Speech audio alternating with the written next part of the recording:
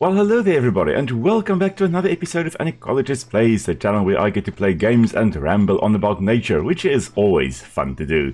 Now, we are back in the Hunter, Call of the Wild, and we are here in the Australian map in the Emerald Coast. Now, as you can see, we are in a little bit more forested area. We are moving out of the saltbush plains and heading into, not sure what this area is called, but it is a little bit more forested. And the reason we are here is because we are after a particular pest animal, and they tend to do best there where there are lots and lots of cover for them. And let's have a look whether we've got them here. I don't think this is the right droppings. No, these are hog deer. Now, like many of the other deer species, you'll find them in the forested areas as well, but they are, however, not what I am after.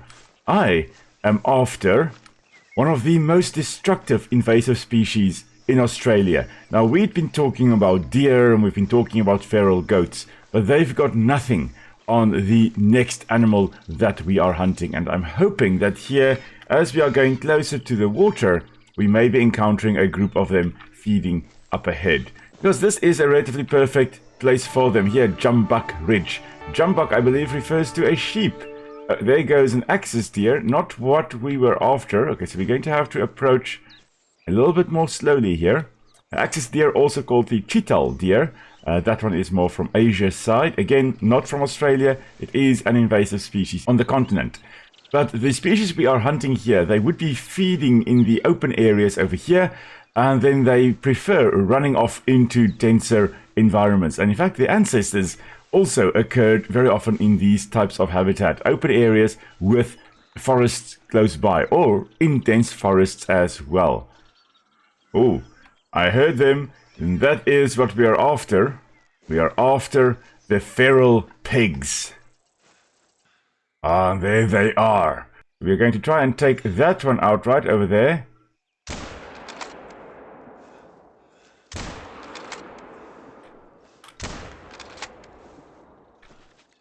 Now, not really the strategy you would use when shooting pigs. You wouldn't just go in guns blazing. And it seems I am not used to shooting with a gun at all in this game anymore because I missed all my shots. Which sucks.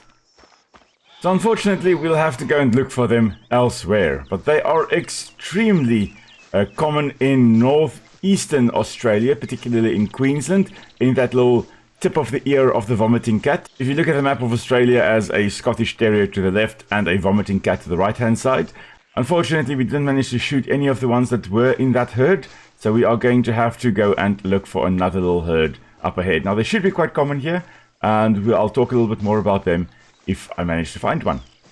As we are walking through this rainy area, we're looking at all these beautiful trees up here. You can see all these trees with what we call buttress roots. So where the trunk flares out like this, and you have these very flattened roots spreading out quite wide from the trunk of the tree. Now these buttress roots are a way for the tree to remain standing upright, even if the wind is blowing at incredible speeds. And so that's just a nice little adaptation, and you'll find that very often in trees that grow in areas that experience strong winds. Now we really should be in the perfect habitat for some more feral pigs. Nice and open, but still wooded enough for them to have cover. Thought I saw one, but that's just a rock. Story of my life. Now currently we are moving through a very steep valleyed area, and if there are actually any hogs in this area, it could be a major problem because of their rooting behavior. The fact that they use their very tough snouts to dig around for tubers and things to eat. And if they do it on a steep slope like this and remove the vegetation cover, that could really result in severe erosion taking place as well. So thankfully we are not seeing any of them in this area, because if they were, that would be a major problem for this particular area. And as I've mentioned, anywhere between 3.5 and 25.5 million of these pigs in Australia, on the Australian continent. So really a tremendous problem. Yet it seems in the map here, not really that big a deal. Oh dear, we did just find a resting spot. That means they are in this area and they are possibly causing chaos here. Okay, we have found some very fresh poop. A mating call of a hog deer, not the pigs we are looking for, but we're tracking them. Also moved in that general direction. So let's see if this time around I can be a little bit more patient and get to shoot at some pigs without missing every single one of them. Now, the best way to actually eradicate wild pigs like these, or feral pigs like these, would not be to just go and hunt one or two or one group at a time. Instead, what you would be doing is you would be trapping them. You would set out large cages, basically little fenced off areas, and you would put food in there and you would attract them into the cage. And that enclosure that you are baiting them into would have a gate that you can close remotely. So you can watch, and when the whole sounder is in there, you then close that gate remotely and you trap them, and then you can eradicate them without any one of them running off into the distance. So that's the way you would really go about doing it. Shooting them as we are doing in this game here, really not that effective a strategy at eradicating feral pigs. Now, in South Africa, thankfully we don't have too many invasive species. We may have some feral pigs in some areas, but not as big a problem as in Australia, for example. We also don't really have a lot of feral deer in South Africa. We've got, thankfully, very few invasive antelope and things like that in South Africa. We have got Himalayan tahr, which is an antelope species from, or basically a goat-like species from the Himalayas, as the name suggests. But apart from that, perhaps some fallow deer here and there, but nowhere near the numbers that Australia is battling with. Now, we appear to be following the tracks of a single male feral pig, nowhere near a sounder, which I find kind of strange. Oh, and there he goes. Ah, we missed him. Oh no, that does suck. So unfortunately, it seems we can't really have a good look at these guys today. That's sad. Now, feral pigs, as mentioned, very destructive, but not only in Australia, all around the world, especially when they were introduced into island ecosystems, which technically Australia is just one hell of a big island ecosystem. Whenever they've been introduced into island ecosystems, they have caused chaos, and very often caused the extinction of ground nesting birds or ground dwelling birds, things like the dodo. That species extinction was exacerbated by the fact that feral pigs were also released onto the island of Mauritius. Because these pigs are omnivores, they will be feeding on plant and animal matter. So not only do they dig around in the dirt and dig up plants which are not adapted to being dug up by things like pigs, and not only do they cause erosion in the areas that they did dig up the vegetation, they also will be feeding on things like frogs that are on the ground, birds that nest on the ground. All these little smaller creatures will also be driven to extinction by the invasion by feral pigs. Now, pigs, the domestic pigs that we have, they come from the wild boar, and they were actually domesticated twice. Once in Europe, most likely there in Germany area, and then once in the Middle East. And what often happened is that the domesticated pigs would actually hybridize or breed with the wild boars that were still in the area. And for a long period of time, it's quite possible that they were still relatively feral. They were quite wild due to male wild boars coming into the enclosures where the domesticated pigs were kept, or domesticated pigs actually escaping and then hybridizing again with the wild boar. And in Australia, there are both feral pigs and wild boars, and they very often do hybridize with one another there as well. Now, despite feral pigs really being common in Queensland in particular, I think the Emerald Coast map here is set off somewhere in Queensland area, judging by some of the species that we do have in the map here.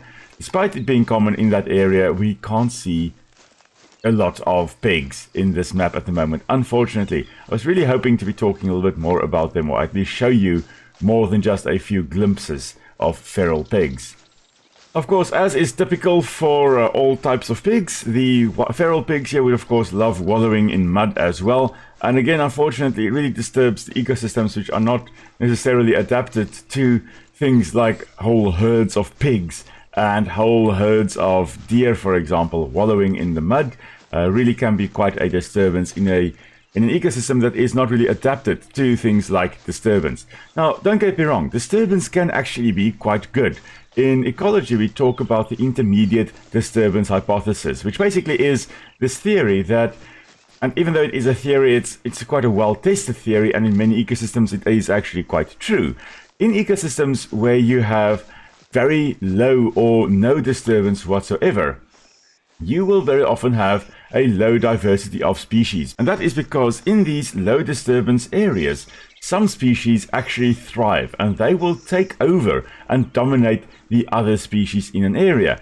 In areas with very high disturbance regimes, so for example, too frequent burning, although there are exceptions to that rule, or a lot of animals grazing a lot in an area, so overgrazing the area, that's a very high disturbance regime. And under that high disturbance regime, you also would expect a low diversity of species, because very few species are able to handle that high disturbance regime that you have in that area. So low disturbance regime, few species because some will dominate the others and take over. A high disturbance regime, low diversity because very few species are able to survive under those high disturbance regimes. But with a moderate disturbance, and oh my goodness, look at how beautiful it is. These little angel rays of the sun striking through the foliage of the trees up here. Really such a gorgeous, gorgeous atmosphere. I mean, look at this. This is just, oh, it's just gorgeous. But if you have an intermediate disturbance in an area, so for example, you have got animals moving through the area, disturbing it, but not too frequently. They're seasonal. They move every few months or once a year or once every decade through the area. Or you've got fires like we have in South Africa with the fynbos and grasslands and savanna, and in prairies in the US, I believe you'd also have some fire, and in Kongwan in Australia and Makia in California and all these types of habitats. You have an intermediate disturbance. You don't have it happening every year necessarily, but when it does happen, it knocks back the dominant species and it gives the less dominant species a chance to also still survive. So the disturbance is frequent enough, and that is axis deer. I actually have got the caller for the axis deer as well. No, that's the red deer. I've got the axis deer screamer over here as well. The Chital deer. Now we are giving the mating call type call here. The Chital, the axis deer at the top there, was actually giving a warning call, that very high pitch that I talked about previously, to tell all the other axis deer in the area that, listen, there is danger here, but they don't want the danger, the predator, to see or to hear where they actually were calling from. I've got no idea where that axis deer was. It was somewhere at the top here. I'm just calling just to see if we happen to at least get something. Oh, it's very close. There it is. Oh, that is a magnificent one. And that was a vital. Finally, I got to shoot something without missing completely. Okay, so we'll have a look at that axis deer in a moment. Anyway, as I was saying, with intermediate disturbances, you will have that disturbance knocking back the dominant species, but it's not so frequent, the disturbance, that it actually kills off a whole bunch of species or prevents a whole bunch of species from still being in an area.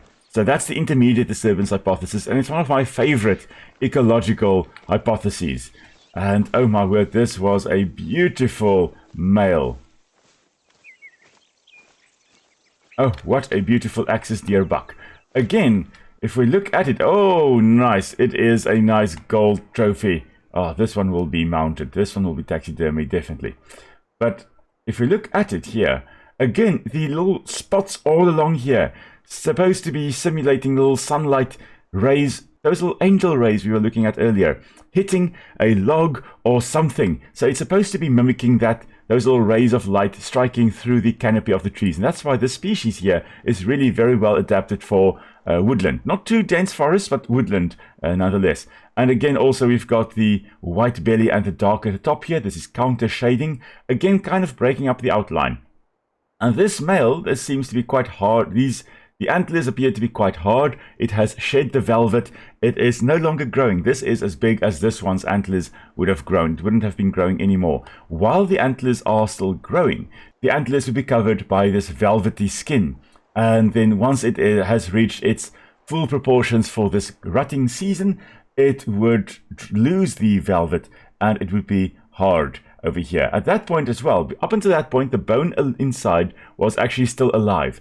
Now that it has reached the maximum size it is going to reach this here, this bone is dead. The blood vessels are cut off. I think that's also partly why the velvet also falls off, because the velvet is highly vascular, so basically a lot of blood vessels going into that. But here, now the blood is cut off. This is now dead bone that is simply adorning this buck of the axis deer, also called, as I've mentioned, Chital deer. Really a beautiful creature. But as with all the other deer species that we've got in Australia here, the other 5 species, they are highly invasive and they are mucking up the Australian ecosystem. An ecosystem that is not adapted to ruminants like these. Ruminants being animals that have 4 stomach chambers, so basically things like cattle, for example. The Australian ecosystem is adapted to marsupials, not to ruminants at all. No ruminants are indigenous to Australia. And so we are going to taxidermize this beautiful creature, and I'll have it available in my lodge. Alright, but at least on that note, I think that is where we are going to be calling it a day, everybody. So thank you once again for tuning into this little adventure of ours in Australia. Unfortunately, we were unsuccessful in getting a feral pig, but hopefully next time we'll have a little bit more luck. So just a reminder, of course, that Nick and I will be streaming again on Sunday. We'll be back in Grounded, so do join us for that as well.